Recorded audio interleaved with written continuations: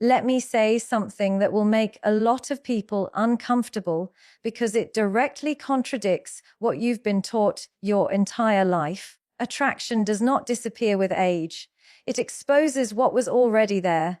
And most men never realize this until it's too late. If you believe younger women are drawn to looks, money, or surface confidence, stay with me, because that belief is exactly why so many men become invisible over time instead of magnetic. What I'm about to share isn't flattering, and it isn't motivational in the way you're used to.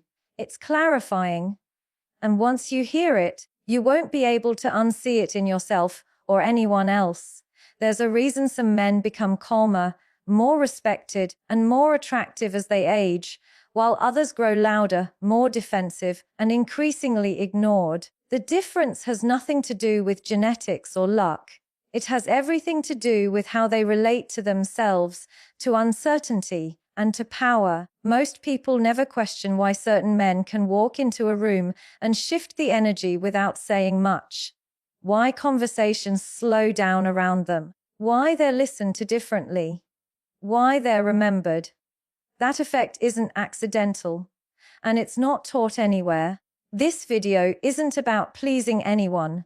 It's about understanding the psychological signals you're constantly sending without realizing it. Signals that either invite curiosity or quietly repel it. If you've ever felt that you're doing everything right, but still being overlooked, this will explain why. If you've ever wondered why confidence sometimes works and sometimes backfires, this will answer that. And if you're willing to hear the truth without defending yourself, stay until the end.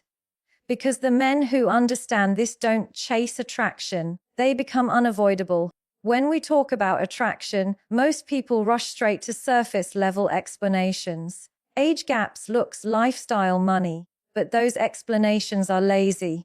They avoid the uncomfortable truth, which is that attraction is first registered at a nervous system level, not a visual one. Before someone evaluates your appearance, your status, or your story, their body has already decided how safe, grounded, or unsettled it feels in your presence. And this is where calm becomes everything. The first thing younger women notice in attractive older men is not charm, it's not confidence in the loud, performative sense.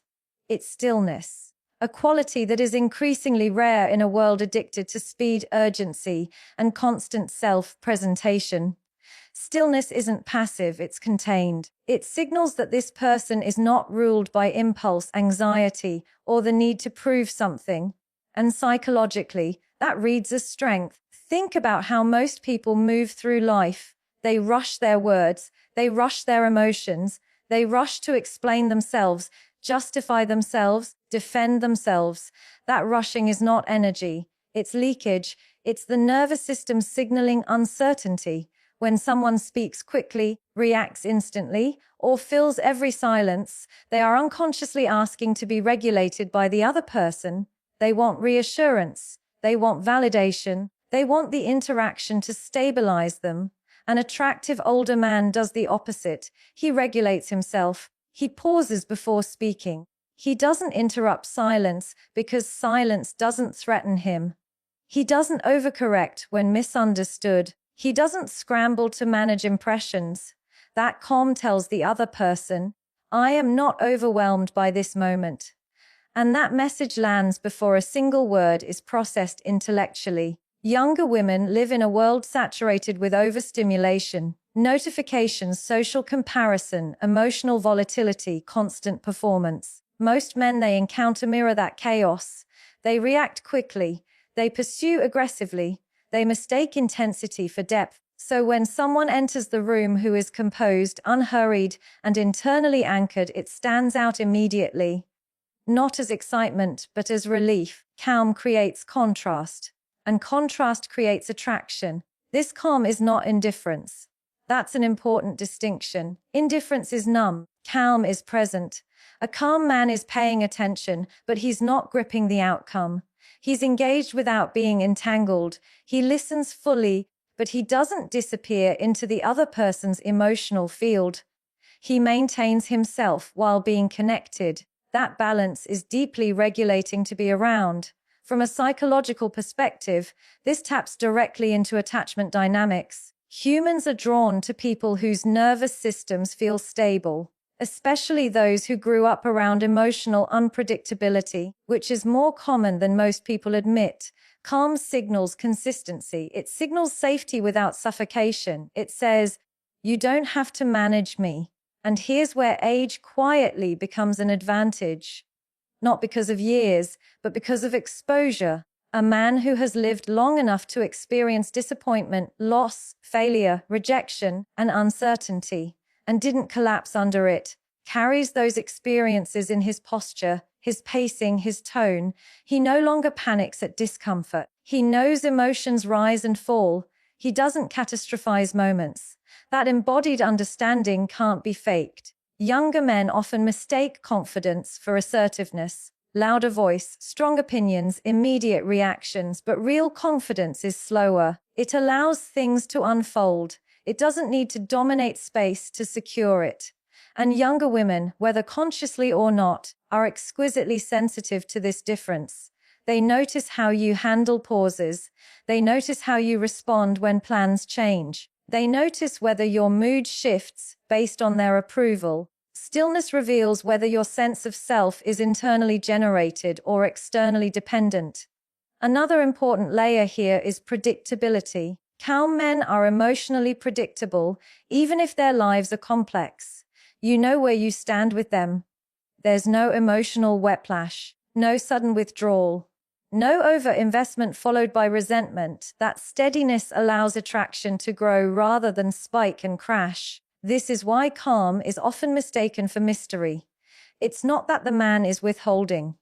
It's that he isn't overexposing. He doesn't flood the interaction with his inner world to fast-track intimacy. He understands that depth emerges with time, not pressure. That patience creates space for curiosity, and curiosity is far more sustainable than excitement. Philosophically, this kind of calm reflects acceptance of impermanence. A man who understands that nothing needs to be controlled to be meaningful doesn't cling. He participates fully while allowing outcomes to exist beyond his grip. That orientation toward life shows up everywhere, in relationships, conversations, disagreements. He doesn't need to win every exchange. He doesn't experience disagreement as a threat to his identity. Younger women notice this especially during moments of tension. When there's a difference of opinion, when emotions rise, when boundaries are tested, a calm man doesn't escalate. He doesn't withdraw dramatically. He stays present without becoming reactive. And in those moments, attraction deepens, not because of romance, but because of respect. There's also something profoundly attractive about a man who is not in a hurry to define the connection. He allows things to evolve naturally. That lack of urgency communicates abundance, not scarcity. It says, "I'm not building my worth around whether this works out." That stance is magnetic because it removes pressure from the interaction. Importantly, this calm is not achieved by detachment from life. It's achieved by engagement with life. Men who develop this quality have usually confronted their own fears, examined their patterns, and learned where their emotional edges are. They've done the internal work required to no longer be hijacked by every feeling. That self-knowledge stabilizes them. And here's the uncomfortable truth: calm is not something you perform. It's something you earn. You can't imitate it convincingly if your internal world is chaotic. Eventually, the body reveals the truth. Tone cracks, eyes dart, words rush. Stillness only holds when it's real.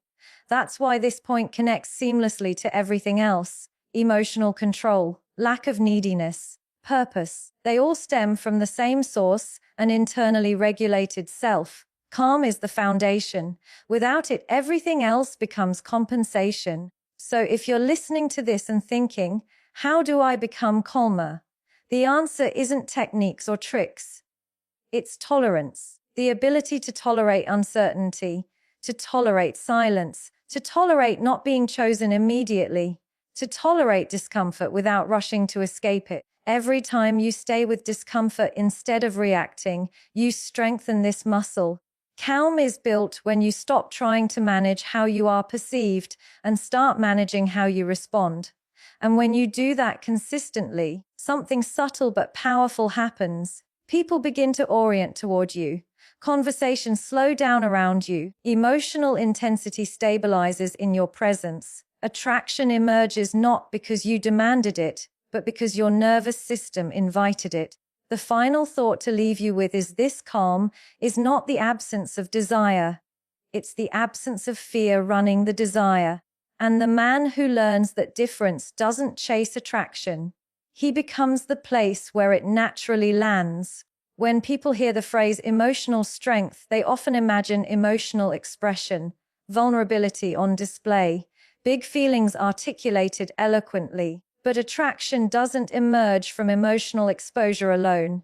In fact, unfiltered emotion without regulation often does the opposite. What younger women notice in attractive older men is not how much they feel, but how well they hold what they feel.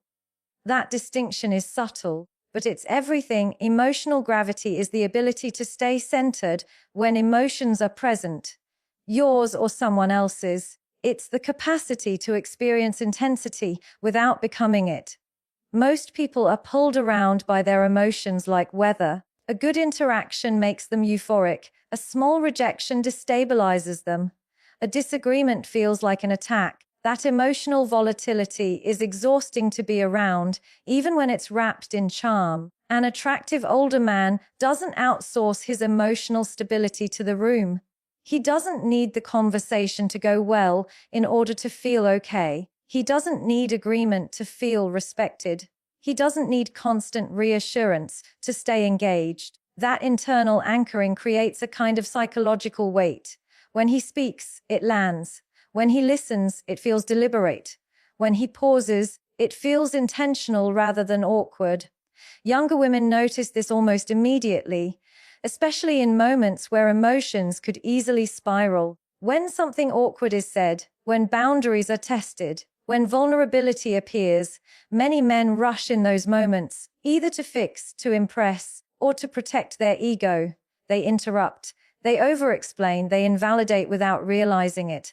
All of that communicates anxiety. Emotional gravity does the opposite. It slows the interaction down. It says, "This moment doesn't overwhelm me." That steadiness allows the other person to relax into their own emotions without fear of being managed or judged. It creates space rather than pressure. And psychologically, space is what allows attraction to deepen. This is why emotional control is often misunderstood as emotional distance, but distance disconnects. Control contains. A man with emotional gravity is not cold. He's warm without being consuming. He can sit with someone's discomfort without rushing them out of it. He can hear criticism without collapsing or retaliating. He can disagree without trying to dominate the conversation. That ability is rare because it requires a strong sense of self. If your identity is fragile, every emotional moment feels like a threat. You defend, you justify, you counterattack. But when your identity is stable, emotions become information, not verdicts. You listen differently, you respond rather than react. Younger women, particularly those who are emotionally perceptive, are highly attuned to this. They notice whether a man becomes defensive when challenged. They notice whether he gets sarcastic when uncomfortable. They notice whether he withdraws when things get real. These reactions reveal how safe it is to exist emotionally around him. Emotional gravity creates safety without control. And safety, contrary to popular belief, is not boring. It's grounding. It allows desire to breathe. It allows intimacy to unfold organically rather than being forced through intensity. When someone feels emotionally held rather than emotionally managed, trust begins to form. There's also something deeply attractive about a man who doesn't need to win emotional exchanges. He doesn't argue to dominate. He doesn't perform empathy to be praised. He doesn't weaponize vulnerability. He understands that not every moment needs resolution. Some moments need presence. That wisdom comes from having lived long enough to know that emotions pass, but reactions leave residue. From a philosophical standpoint, emotional gravity reflects acceptance of human complexity. A man who has it doesn't need people to be consistent all the time. He understands contradiction. He understands ambivalence. He understands that emotions don't always make sense, and that they don't have to. That acceptance removes pressure from the interaction. Younger women feel this as freedom, freedom to express without being analyzed, freedom to change their mind without punishment, freedom to be imperfect without fear of emotional withdrawal. That freedom doesn't diminish attraction, it intensifies it. Because attraction thrives where authenticity is allowed. Another layer of emotional gravity is restraint.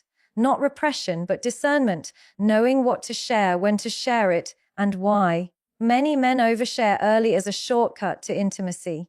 They mistake disclosure for connection, but connection is built through shared emotional experience over time, not through information dumping. A man with emotional gravity understands pacing. He lets trust earn access. This restraint signals maturity. It says, I value this connection enough not to rush it. That patience stands in stark contrast to emotional impulsivity, which often feels self-serving rather than relational. Younger women pick up on this difference intuitively. Emotional gravity also shows up in how a man handles desire. He doesn't push it prematurely. He doesn't act entitled to it. He allows attraction to be mutual rather than extracted. That restraint transforms desire from pressure into possibility, and possibility is far more compelling than urgency. Importantly, emotional gravity isn't about suppressing emotion. Suppression creates rigidity. Gravity creates depth. A man with emotional depth has access to his feelings, but he's not ruled by them. He doesn't panic when sadness arises. He doesn't lash out when anger appears. He doesn't collapse into self-pity when disappointed. He processes internally before expressing externally. This quality often comes from having faced one's own emotional patterns honestly. Recognizing where you react instead of respond, where you seek control instead of connection, where you confuse intensity with intimacy. That self-awareness softens reactivity and strengthens presence. Younger women notice this especially over time, in how conflicts are repaired, in whether apologies are sincere or strategic, in whether accountability is taken without deflection. These moments reveal emotional maturity far more than charm ever could. And here's the key point. Emotional gravity makes others feel more themselves, not less. They don't have to shrink to protect your ego. They don't have to perform to maintain harmony. They don't have to carry your emotional weight. That lightness is deeply attractive. In a world where emotional chaos is normalized and emotional manipulation is common, a man who can hold emotion without being hijacked by it becomes an anchor. People gravitate toward anchors not because they are exciting, but because they allow others to be steady too. The closing truth to reflect on is this: emotional gravity is not about controlling others. It's about being so grounded that emotions orbit you without pulling you apart. And the man who develops that gravity doesn't need to demand connection. People feel it, and they stay. One of the most counterintuitive truths about attraction is this: the moment you stop trying to be liked, you become interesting. Not abrasive, not dismissive, interesting. Because neediness is not about wanting connection. It's about needing validation to stabilize your sense of self. And younger women are remarkably sensitive to the difference. Most men don't realize how loudly neediness speaks. It shows up in over-texting, in excessive explaining, in subtle self-deprecation disguised as humor, in checking reactions too often, in adjusting opinions mid-sentence to maintain approval. None of this is malicious, it's human, but it creates a dynamic where attraction struggles to breathe. An attractive older man doesn't operate from that place. He enjoys connection, but he's not psychologically dependent on it. He can engage fully without clinging. He can express interest without urgency. He can walk away without bitterness. That lack of internal pressure is felt immediately, even if it's never named. Younger women live in an environment where attention is abundant, but authenticity is rare. Many men are constantly performing, curating versions of themselves they believe will be chosen. Compliments are strategic. Agreement is tactical. Interest is exaggerated to secure a response. Over time, this creates fatigue, not because attention is unwanted, but because it's often transactional. So when someone shows up without an agenda to be liked, it disrupts the pattern. The nervous system notices. Curiosity replaces predictability. The question shifts from, what does he want from me? To, who is he really? This is the psychological power of non-neediness. It creates space for the other person to lean in rather than feel pursued. And leaning in is always more potent than being chased. Non-neediness doesn't mean emotional unavailability. That's an important clarification. Emotional unavailability is avoidance. It withholds connection to maintain control. Non-neediness, on the other hand, allows connection without attachment to outcome. You can be present, expressive, and interested without needing the interaction to validate you. That distinction is subtle, but it's the difference between tension and ease. A man who lacks neediness doesn't monitor the room for approval. He doesn't fish for reassurance. He doesn't inflate himself to impress or shrink himself to be accepted. He lets himself be seen as he is, trusting that resonance will either happen or it won't, and that both outcomes are survivable. That trust signals abundance. Not necessarily abundance of options, but abundance of self. A belief that one connection does not define your worth. And that belief is deeply attractive because it removes emotional pressure from the interaction. Younger women notice this especially in how a man handles disinterest. Does he become sarcastic, withdraw dramatically, try harder, or does he accept it with dignity and remain unchanged? That response reveals everything about where his self-worth lies. When rejection doesn't destabilize you, it communicates that your value isn't up for negotiation. That steadiness creates respect, and respect is often the gateway to attraction. There's also a philosophical layer here. Non-neediness reflects an internal locus of control. Your emotional state is governed by your values, not by external reactions. You're not outsourcing your self-esteem to someone else's attention. That autonomy is rare, and rarity amplifies desire. Curiosity thrives where outcomes aren't forced. When someone isn't trying to extract a result, the mind has room to explore. Younger women feel this as psychological freedom. They're not being pushed toward a role. They're not being idealized prematurely. They're not being recruited into someone else's emotional narrative. Instead, they're being met. Another place neediness reveals itself is in over-accessibility. Always available, always responding immediately, always accommodating. While this can seem generous, it often signals a lack of boundaries. And without boundaries, attraction erodes. Desire needs edges. It needs space to move. An attractive older man values his time, not in a performative way, but in a grounded one. He doesn't rearrange his life to secure attention. He integrates connection into a life that already has structure and meaning. That integration signals wholeness. Younger women notice whether a man's life expands when she enters it, or collapses around her. Expansion feels inviting, collapse feels burdensome. Non-neediness also shows up in conversation. A man who isn't seeking approval doesn't dominate discussions to prove intelligence. He doesn't mirror opinions to maintain harmony. He can disagree calmly. He can say, "I don't know," without embarrassment. That intellectual honesty creates depth. When someone isn't trying to be impressive, their presence becomes more compelling. Because you're not interacting with a persona, you're engaging with a person. From a psychological perspective, neediness often stems from unresolved self-doubt. A belief that love must be earned through performance. That belief drives people to overgive, over-explain, and overstay. But attraction doesn't grow through compensation. It grows through coherence. A man who has done the internal work to know who he is doesn't need to audition for connection. He shows up aligned. And alignment is magnetic. Younger women sense this alignment not through words, but through consistency. Does he behave the same when he's admired as when he's challenged? Does his interest feel steady rather than reactive? Does his presence feel chosen rather than demanded? These questions are answered unconsciously, moment by moment. There's also something quietly powerful about a man who allows mystery, not manufactured mystery, but natural incompleteness. He doesn't reveal everything at once. He doesn't rush intimacy. He lets layers unfold with time. That pacing invites curiosity rather than satiating it prematurely. Neediness tries to secure closeness quickly. Neediness trusts that closeness deepens naturally.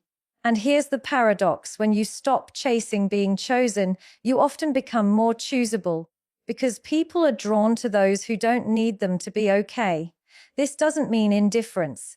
It means self-sufficiency. A man who enjoys connection but doesn't collapse without it. Who desires companionship but doesn't fear solitude. That relationship with himself becomes the template for how others experience him. Younger women, consciously or not, are drawn to that self-trust. It signals emotional adulthood. It suggests a relationship dynamic where autonomy is respected, not threatened. The practical implication here is simple, but not easy. You develop non-neediness by building a life that feels meaningful, independent of external validation. Purpose, structure, values, self-respect. These things anchor you internally, so connection becomes an addition, not a requirement. When you no longer ask, "Do you like me?" and instead ask, "Do our values align?" the entire dynamic shifts. The final reflection to sit with is this: attraction doesn't respond to pursuit. It responds to presence without demand. And the moment you stop needing to be chosen, you give others the freedom to choose you, not out of pressure, but out of genuine desire. There is a widespread misconception that attraction is anchored in achievement, titles, wealth, status, a resume of wins that proves value. But when you look closely at what younger women actually respond to in attractive older men, it isn't the trophies. It's the trajectory. Not where he is standing, but where he is headed. Direction matters more than position, because direction signals life force. A man with direction carries a quiet certainty, not arrogance, not grandiosity, certainty. He knows what he's building toward, even if the structure isn't finished yet. And that clarity does something profound psychologically. It organizes his behavior. His time makes sense. His choices feel intentional. There's coherence between what he says and what he does. That coherence is deeply reassuring to be around. Younger women notice this very quickly.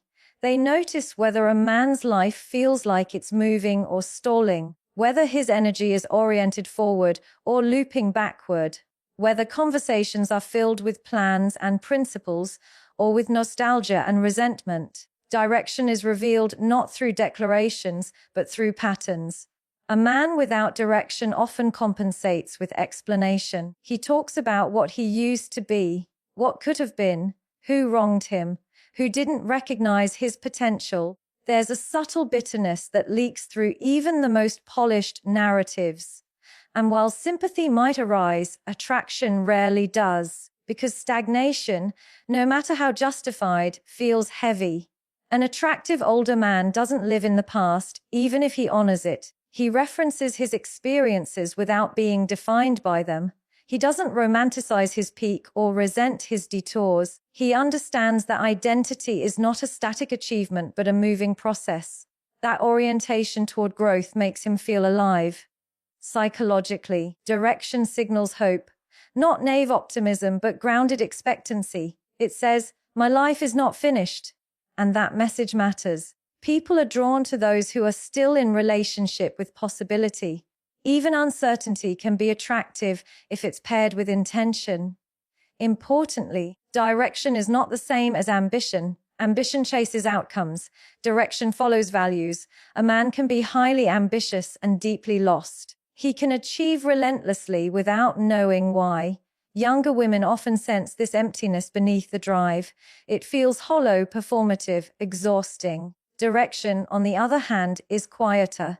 It's less about proving and more about aligning. A man with direction knows what he will and won't compromise.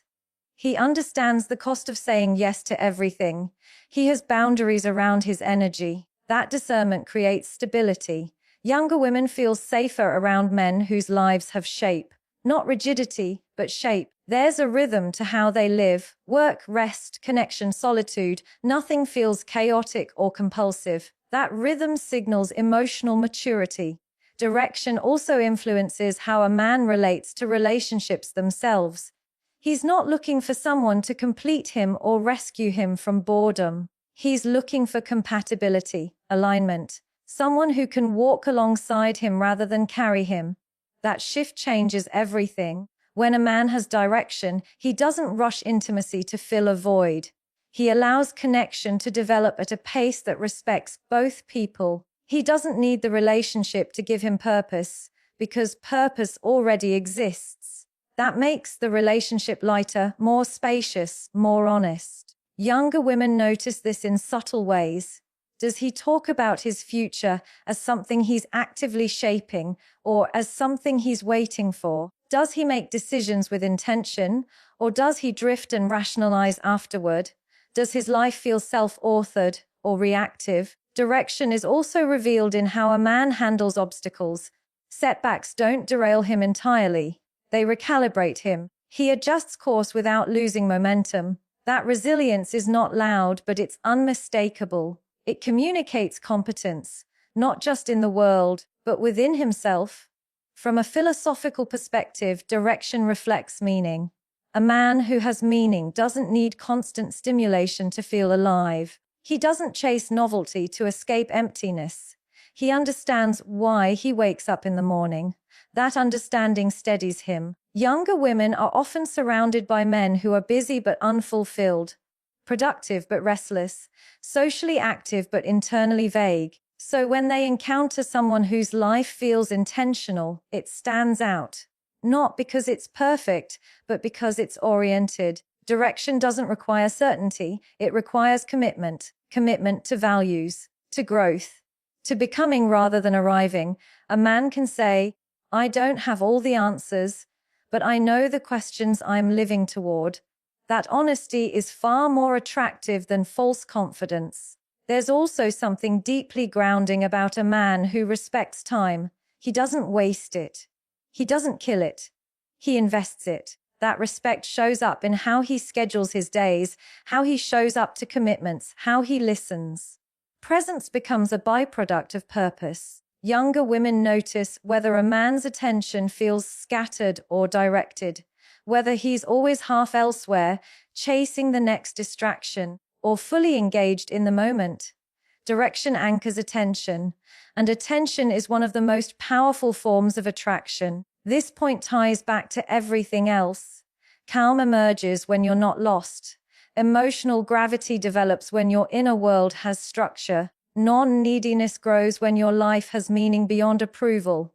Direction is the spine that holds it all together. Without direction, confidence becomes brittle. With direction, humility becomes strength. A man with direction doesn't need to advertise it. It's evident in how he lives. And here's the part many men resist hearing. Direction is a choice, not a discovery.